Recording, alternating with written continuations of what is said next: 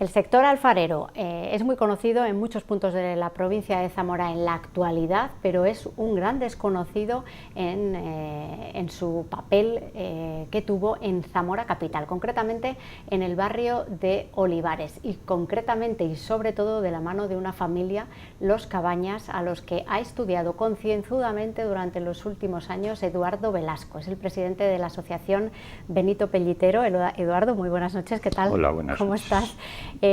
Has estudiado a fondo, como digo, la trayectoria y la vida de la familia de los Cabañas, una familia que no procedía de Zamora, ahora nos explicarás con detalle, y que desarrolló una gran actividad alfarera en el barrio de Olivares, algo que no todo el mundo sabe a día de hoy, ¿no? Sí, he estudiado a todas las familias de Olivares y luego he realizado el estudio sobre el tema de los alfareros.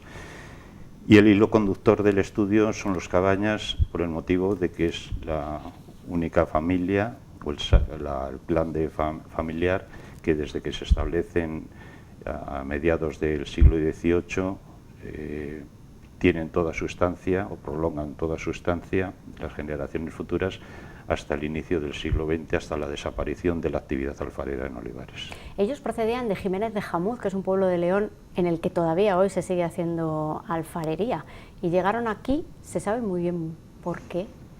Sí, en Jiménez de Jamuz, que hoy, a día de hoy todavía se le conoce como la Catedral de la Alfarería, ellos comentan, llegan tres familias al inicio de la segunda mitad del siglo XVIII. Concretamente son José Valderías, Antonio Cabañas y Alonso de las Casas. El motivo por el que llegan a Zamora no lo sabemos. Yo, la propuesta que hago, la hipótesis que tengo es que, bueno, en Jiménez de Jamuz hay muchísimas familias y ya no da lugar a más establecimientos. Entonces ellos emigran, marchan y, bueno, vienen concretamente a Zamora. En 1752 en Zamora hay 6 alfareros, 3 de ellos son estas 3 familias, 2 de ellas proceden de Jiménez de Jamuz y una tercera de una localidad próxima.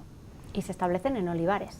Se establecen en Olivares y ahí comienza su actividad. El primero que llega es la José Valderías, que llega en torno a 1730, llega, marcha y vuelve otra vez en torno a 1840, 1842. La fecha exacta no la sabemos, pero bueno, lo que está claro es que con la elaboración del catastro del Marqués de Ensenada en 1751 ya aparecen asentadas estas 3 familias en la arrabal de Olivares. Y durante un montón de años, hasta principios del siglo XX, ahí se mantienen sus hijos, sus nietos, sus bisnietos, sobre todo los de la familia Cabañas, con sus matrimonios, en ese árbol genealógico que en un estudio que ha hecho Eduardo detalla concienzudamente de una familia que se dedicó al sector y a la actividad alfarera durante, como decía, siglo y medio. Sí, desde las fechas que estamos indicando de inicio hasta el último censo que yo he trabajado de 1905, estas familias se mantienen ahí. El censo en el que aparecen mayor número de familias dedicadas a la alfarería es precisamente el de 1890, hay un total de 12 familias dedicadas a la alfarería. El motivo por el que permanecen, lo que puede explicar su permanencia, es que son familias muy endogámicas, en las cuales se casan entre los integrantes de las distintas familias, que muy pocas personas que no pertenezcan a los clanes alfareros se integran en el mismo, se suelen integrar criados o aprendices, y el ser un círculo tan cerrado es lo que propicia que se mantengan. Son familias cerradas, no herméticas, y con una solidaridad muy fuerte, porque cuando analizamos algunas de ellas que tienen dificultades económicas, enseguida encontramos en los documentos, sobre todo notariales, que acuden en su socorro. Entonces, algo que estamos echando en falta hoy en día, la solidaridad dentro de esta sociedad, dentro de lo que son los clanes alfareros de Olivares, sí primaba la solidaridad entre ellos. Y además fueron algunos de ellos personas que tuvieron mucha importancia luego también en la vida política y social de la ciudad, no solo del barrio de Olivares. Y tenemos, por ejemplo, a uno de ellos que tiene un nombre de calle, o sea, una calle puesta a su nombre, que es Lucas Cabañas, que fue el origen de tu investigación, ¿no? Sí, efectivamente. La calle es una calle cerrada. Antiguamente se denominaba la calle cerrada de las Campanas, porque queda enfrente de lo que es el campanario de la San Claudio de Olivares, y esta persona, cuando fallece a finales del siglo XIX, era concejal del Ayuntamiento de Zamora, y el consistorio zamorano decide que, por su implicación y su aportación al consistorio, dedicarle una calle, ponerle nombre, su nombre a la calle que siempre era la calle cerrada de las Campanas. También le dan una sepultura a la familia en el cementerio San Atilano, y quizás sea la persona más conocida por ese hecho de tener una calle a su nombre. No obstante, bueno, hubo otra serie de alfareros que incluso que pertenecían a otras familias, con una actividad muy frenética también dentro de lo que es la ciudad de Zamora. Bueno, ¿cómo era la alfarería? Estamos viendo algunas de las imágenes de tu estudio, del barrio de Olivares, de la zona que ocupaba en estos años de los que hablas. ¿Y cómo era la alfarería? Que los trabajos, los cacharros, ¿no?, como los denominamos aquí tan cotidianamente, ¿cómo eran? Bueno, la cerámica, lo que es la cerámica inicial, los cacharros, estamos viendo algunos de los sí, estos son de principios del siglo XX, incluso de finales del siglo XX, creo que hay alguno también. Lo que es la inicial del siglo XVIII no se conservan rastros. Imagino que no difería mucho de lo que estamos viendo en las imágenes, porque de hecho en 1784 encontramos otro alfarero también procedente de la zona de León, que es Santos Álvarez.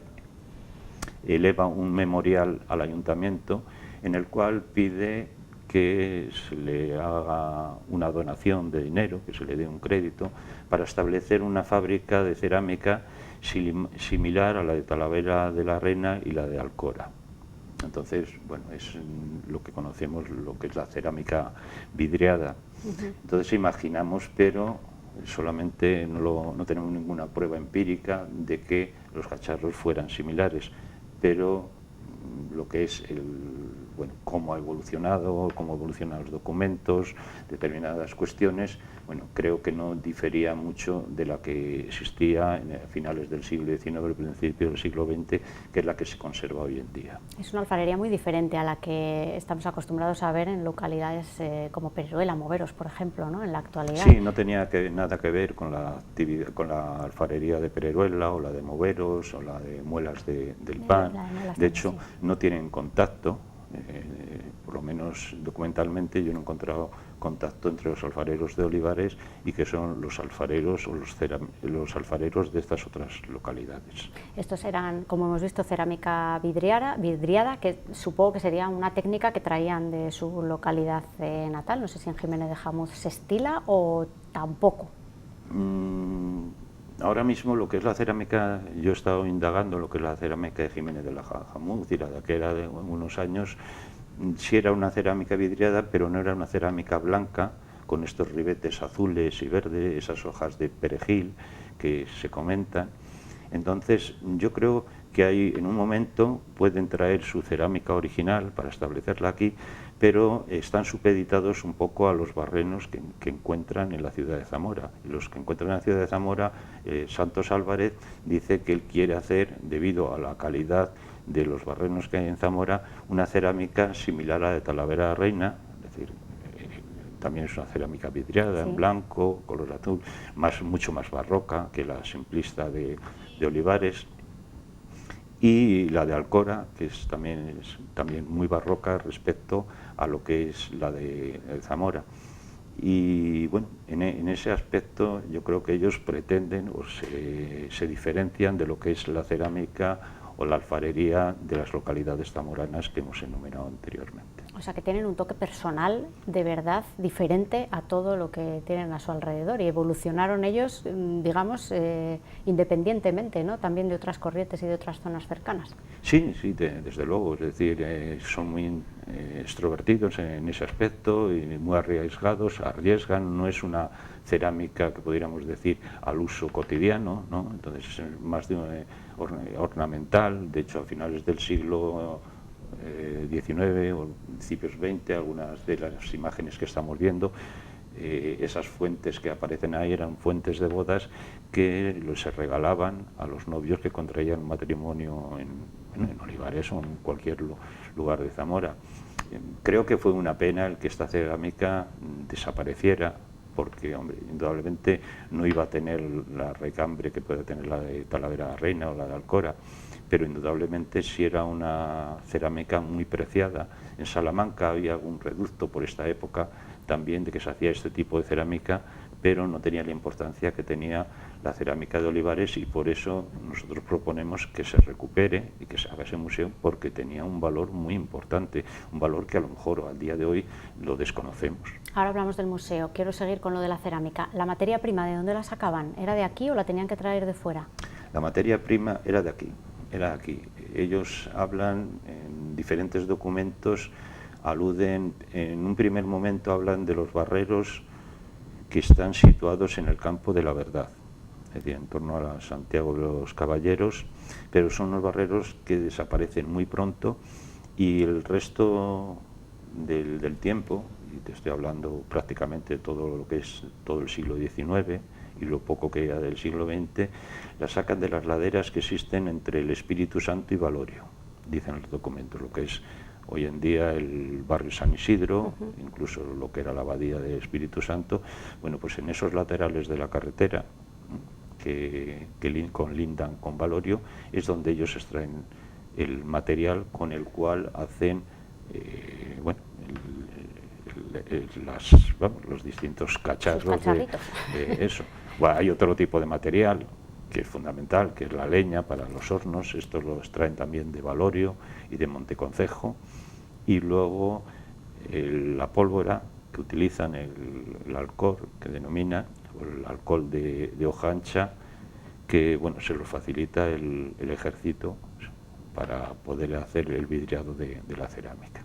¿Y los tejeros? Porque también había tejeros en el barrio de Olivares, ¿también se suministran de la misma materia prima o utilizaban barros diferentes para hacer tejas? Sí, pero el barro es más, continuando lo que es el campo que se conoce, el campo de la Verdad, todas las huertas que están en el margen derecho del río Duero, y lo que es la calle del Arenal de Olivares viene a desembocar prácticamente a la orilla del río. Bueno, porque, perdón, la configuración del barrio de Olivares ha variado mucho lo que es actualmente a lo que era en aquellos momentos. Se le ha ganado mucho terreno al margen del río, entonces era otro tipo de barro, indudablemente. Necesitaban mucho mayor material, porque a la hora de elaborar ladrillos, tejas y demás necesitaban mucho más, porque el volumen de producción era mucho más alto que el de los alfareros. Estos artesanos desaparecieron a principios del siglo XX, y desde entonces pues prácticamente los testimonios de la alfarería de Olivares casi han sido borrados de la faz de la tierra, no tanto, pero casi, ¿no? Y ahora la Asociación Benito Pellitero pone sobre la mesa la posibilidad de abrir un museo que estudie, que recupere, que recuerde este sector. ¿Qué puede aportar un museo a este sector y a esta historia que nos estás contando? Y yo creo que es un valor material, histórico, el de la cerámica de Olivares, como se lo conoce por su propio nombre, y creemos que es bueno recuperar lo que es nuestro pasado, o aquello que hicieron nuestros antepasados. En ese museo, la ciudad tampoco de Zamora no está muy sobrada en museos, indudablemente. Quitas el Museo Baltasar Lobo, el Museo de Semana Santa. Queremos poner en valor también el barrio de Olivares. Están las aceñas, que también era una actividad muy importante en siglos pasados, y bueno, el Museo de la Cerámica podía complementar esta actividad turística dentro de lo que es el barrio de Olivares. Aparte de la exposición, recuperar, nosotros creemos que hay mucho material que se puede recuperar. Bueno, en el etnográfico hay bastante almacenado, y yo creo que hay colecciones particulares que estarían dispuestos a hacer una cesión o donaciones temporales a este museo. Serviría para que los escolares conocieran estas piezas y se podría hacer actividades con ellos. Incluso hemos ido más allá y pensamos que con los planes de empleo siempre se hacen, bueno, jardinería, otros actividades, bueno, pues ¿por qué no recuperar el tema de la cerámica, la alfarería? Una de las trabajos que hacían, aparte de las fuentes y jarrones y demás utensilios, eran los azulejos que estaban en, bueno, en las entradas de las casas y que les servían para el nomenclátor de las calles. Esto ya se propone en el Ayuntamiento de Zamora en 1770. Entonces, ese tema de los azulejos, nosotros creemos que nos parece mucho más interesante que al menos los rótulos del callejero de Zamora, en el casco antiguo, fueran con azulejos. De hecho, todavía se mantiene en alguna calle, en la calle Misericordia, tiene el tema en la calle Barandales también, ¿no? Pues podríamos rotular, o se podrían rotular, a través de esos planes de empleos, con azulejos, lo que es el callejero zamorano, con algo propio de Zamora, que fue historia. Sí, porque al final es cierto que el arte del azulejo es muy parecido a esta cerámica vidriada de la que estamos hablando, ¿no? Sí, al final sí. es el mismo, casi la misma técnica la que se utiliza, Sí, ¿no? sí, exactamente la misma. De hecho, ellos, hay un encargo en torno a 1860, 1865, hay un encargo por parte del ayuntamiento de estos alfareros de que, bueno, de que rotulen o de que hagan los rótulos del callejero. Lo que es el callejero actual que conocemos en Zamora no se establece hasta la década de los años 60 del siglo XIX. Con anterioridad el callejero no tenía nada que ver con lo que es la actualidad, y se aprovecha la actividad alfarera o ceramista de Olivares para estos rótulos. ¿Por qué desaparecieron los alfareros de Olivares? ¿Cuál es tu teoría? Yo en el estudio digo que es por inanición. Y llega un determinado momento en que indudablemente ellos no pueden competir ya con el establecimiento de fábricas. Es un trabajo artesanal respecto al industrial, bueno, no pueden competir y bueno, pues progresivamente van abandonando ya los hijos de Lucas Cabañas. Ninguno de ellos se dedica al tema de la alfarería, otro tipo de actividades. Y bueno, realmente por una competencia un poco desleal, ¿no? Un poco no, totalmente desleal, de lo que son las industrias respecto al artesanado. Pero eso pasaba a principios del siglo XX y sigue pasando en la actualidad, y con cualquier trabajo artesanal, desgraciadamente, ha sucedido así. Luego, eso sí, vamos a comprar productos artesanales que importamos de China, y despreciamos lo que es aquellos productos artesanales de nuestra historia. A mí me da pena, pues, cuando te acercas por la feria de la alfarería y la cerámica de San Pedro, oyes a mucha gente, no, es que es muy caro, es muy caro. Es que el trabajo artesanal lleva muchísimas horas, y el trabajo hay que pagarlo, indudablemente. Y en cambio luego pues compramos otra serie de productos que, bueno, que no son baratos y que no tienen el valor que tienen estos productos artesanales, que han sido nuestra historia viva de nuestro pasado. Bueno, pues la verdad es que es una iniciativa muy bonita, ¿no? Esto de intentar recuperar por lo menos la memoria, ¿no?, de lo que era la alfarería de Olivares, aunque solo sea con este pequeño pasito de un museo que nos recuerde a todos lo que había ahí y lo que tenemos en nuestra cultura también, porque al fin y al cabo es pasado de todos y es una parte de nuestra historia que yo creo que es importante conocer. Y es visualizar la historia desde abajo, la historia desde abajo. La historia no nos la han hecho los reyes, los presidentes de gobierno. La historia de cualquier país la hace una mayoría del país, y esa mayoría son los dos trabajos manuales de la gente. Entonces, yo creo que ya de una vez por todas tenemos que dejar la historia de los reyes, que al final son muy pocos. Es decir, los reyes sin los súbditos indudablemente no van a ninguna parte, y los políticos y sus votantes tampoco van a ninguna parte. Entonces decía Jean Shepherd que la historia desde abajo nos ha de servir para aquellos que no nacemos con una cuchara de plata en la boca, de que venimos de alguna parte, de que tenemos nuestra propia historia. Entonces sería empezar a concienciar a la gente, es decir, de que es nuestra historia, aunque nuestros antepasados no se hayan dedicado a la alfarería, pero forman parte de aquellos artesanos que fueron historia y de la cual descendemos la inmensa mayoría de los españoles, en este caso los franceses en Francia y los ingleses en Inglaterra. Sí, es verdad, porque estamos cansados de estudiar la historia, es verdad, en mayúsculas, pero la del día a día, que también evidentemente forja y hace evolucionar una sociedad, eso sí que se estudia menos y es verdad que sí, tiene su importancia. ¿Sí? Desgraciadamente es así, pero es la historia con mayúscula la del día a día. Sí.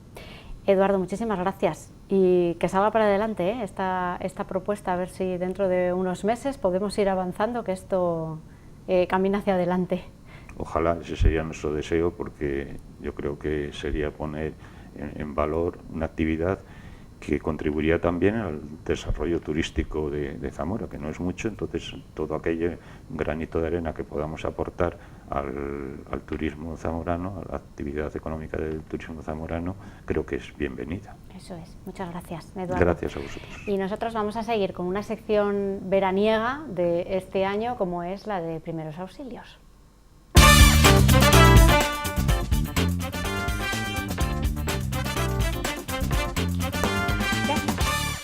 Muy bien.